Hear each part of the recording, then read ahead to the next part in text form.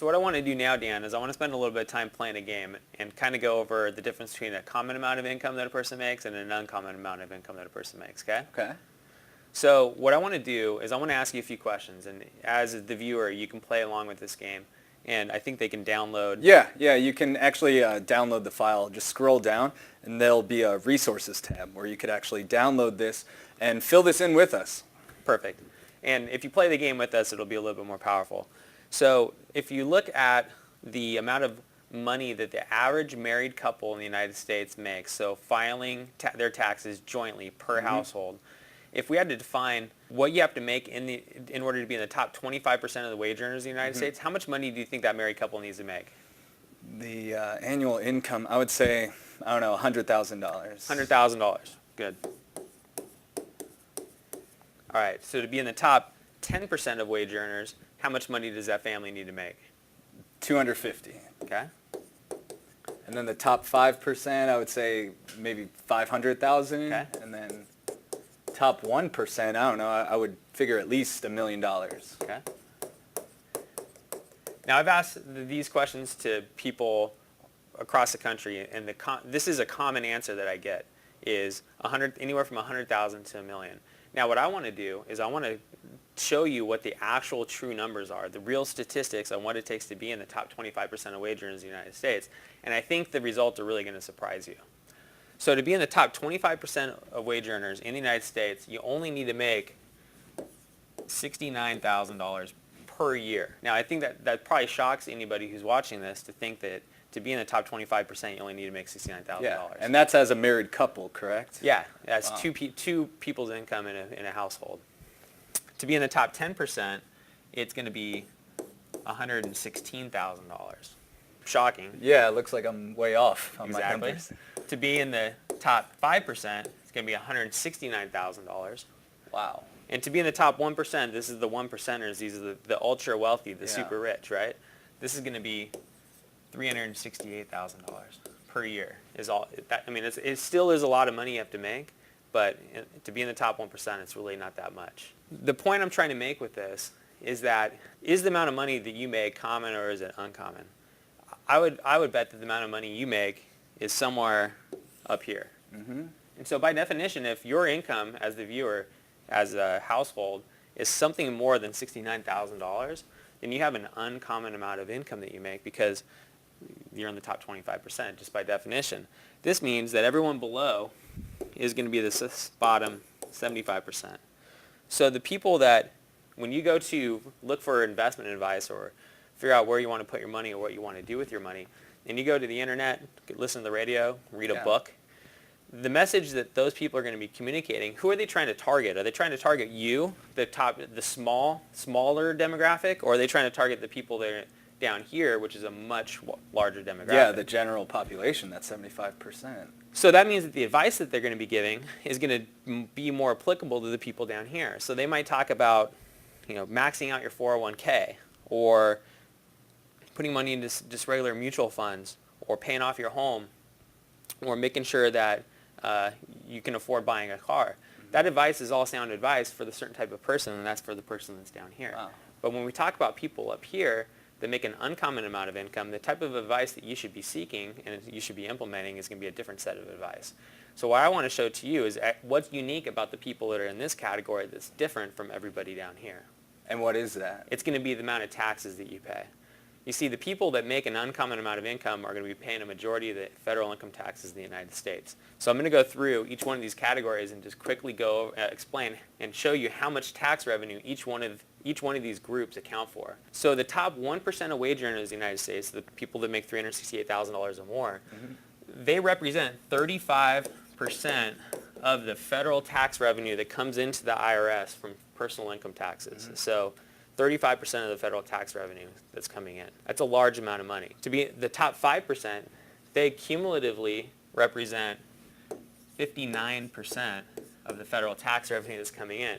So that's pretty much 60% of the money coming into the IRS is coming from 5% of the people that are paying taxes. Yeah, and just to make that clear, that's not the tax rate. No. That's the percentage of the revenue Exactly. that the government is paying. Okay. Yeah.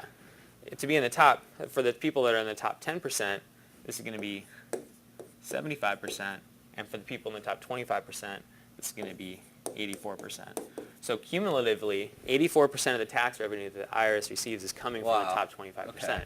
So the advice that the people are getting down here about what they should do with their money is different than up here. The people that have this amount of money in the top 25%, the thing that's unique to them is going to be that they pay a lot of taxes. Yep. So now that we've addressed the taxes are the main issue that the people with an uncommon amount of income have as far as the type of advice that they're seeking, I want to just reinforce that a little bit by talking about two more things about taxes. And the first thing I want to talk about is what we call the top marginal tax bracket. This is going to be the highest tax bracket that the wealthiest individual is going to end up paying.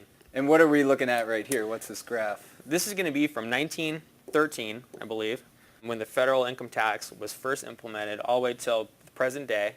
And this is the top marginal tax rate. So for the last dollar you've earned, how much taxes you can be paying on that dollar. It started right around 14%, 13%. And you can see that there's some major fluctuations in the amount of taxes that people have paid. This first fluctuation right here happened World War I. So a war caused taxes to go through the roof. Here, we had the Great Depression, which caused taxes to go up. But here, we had another big increase in the form of World War II, where taxes were as high as 94% for the wealthiest people. Wow. Imagine that, 94% of taxes. But the important thing from here to the present day is going to be that the general trend is that taxes have gone down. And they've not gone down a little bit, but they've gone down substantially. And in fact, in the last 15 years, it would be easy to argue that taxes have been relatively flat, even though historically the average tax rate would be about 57%. If I asked the viewers the question about what they thought about taxes right now, are they high, are they low? I would think that everybody would say that taxes are horrible. They're incredibly high, and they're about as high as they've ever been. But if we look at the trend over a period of time, we actually have historically low taxes. Below average, yeah. Yep.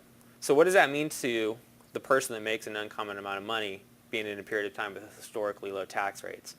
Well, this is something called the U.S. debt clock, and what this does is it tracks the U.S. debt, the federal debt that we have as a country.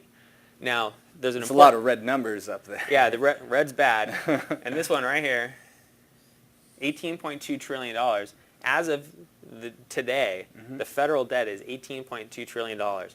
We don't even know how to comprehend the value of the word trillion. And in fact, without taxes going up anytime soon, every year that the federal government does not increase taxes, federal debt is going to continue to grow at a rate of $3 trillion per year. So think about that, $3 trillion per year. Now, if you break it down to each individual tax-paying citizen in the country, the obligation that you have as an individual taxpayer is actually $154,000.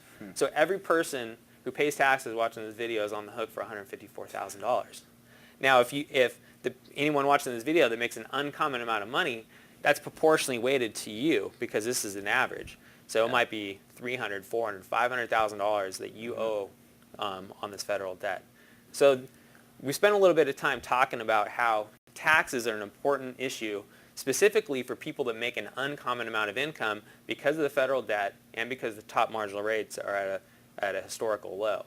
So one of the important planning points from this that we've learned is that you need to diversify where you put your money in order to account for taxes. And that's something that people just don't do when they pick places to put their money.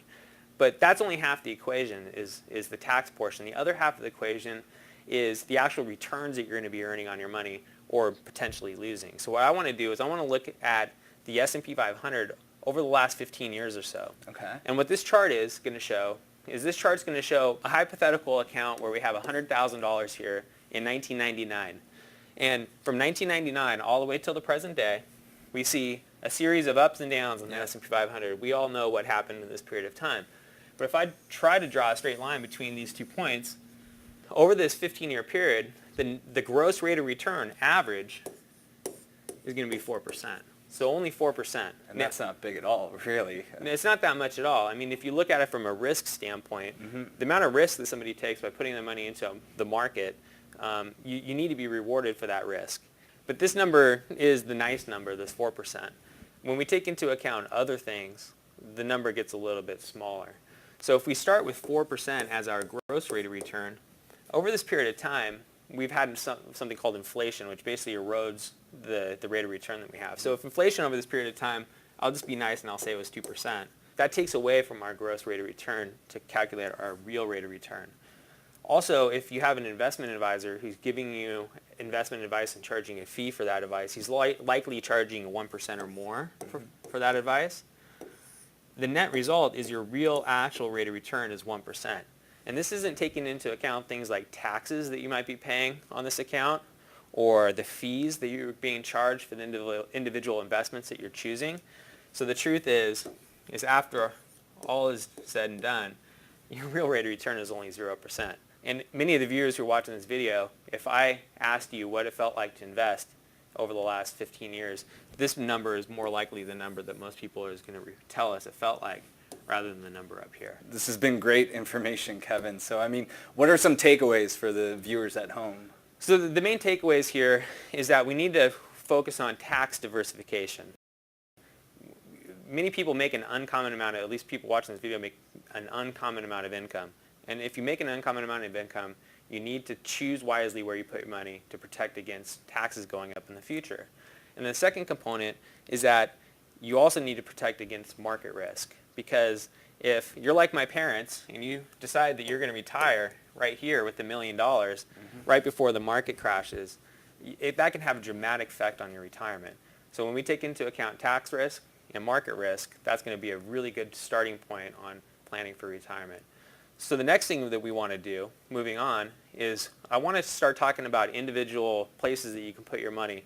And we're going to be breaking them down into 3 different types of money.